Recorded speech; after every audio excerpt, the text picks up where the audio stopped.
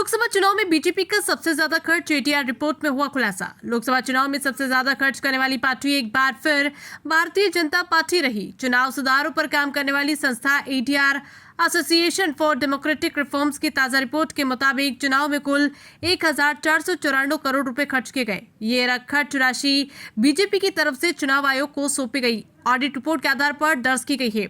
इस आंकड़े ने बीजेपी को खर्च के मामले में सभी दलों से बहुत आगे कर दिया है। कांग्रेस दूसरे नंबर पर।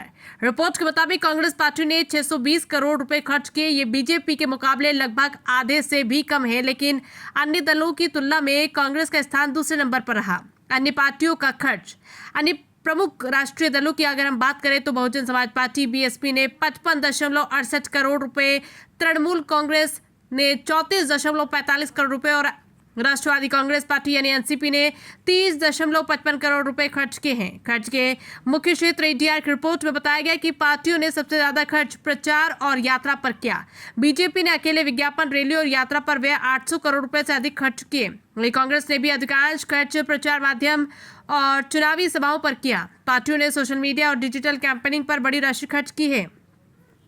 कैसे होती है जानकारी सार्वजनिक? भारत में चुनाव लड़ने वाली राष्ट्रीय और मान्यता प्राप्त राजनीतिक पार्टियों को अपने वार्षिक आय व्यय की जानकारी चुनाव आयोग को देनी होती है। ये रिपोर्ट ऑडिटेड होती है और इसे चुनाव आयोग सार्वजनिक करता है। एटीआर इन्हीं दस्तावेजों का विश्लेषण कर रिपोर्ट तैयार करता है।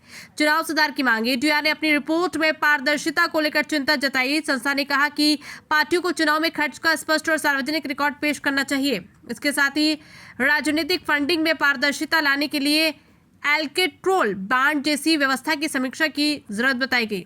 लोकसभा चुनाव में पार्टियों द्वारा किया गया खर्च लगातार बढ़ता जा रहा है और इस पर निगरानी और पारदर्शिता की जरूरत भी उतनी ही बढ़ती जा रही है। जहां एक और बीजेपी की भारी भरकम चुनावी मशीनरी और संसाधन सामने आए, वहीं दूसरी ओर जनभागीदारी और पारदर्शिता को लेकर भी बहस तेज हो रही है।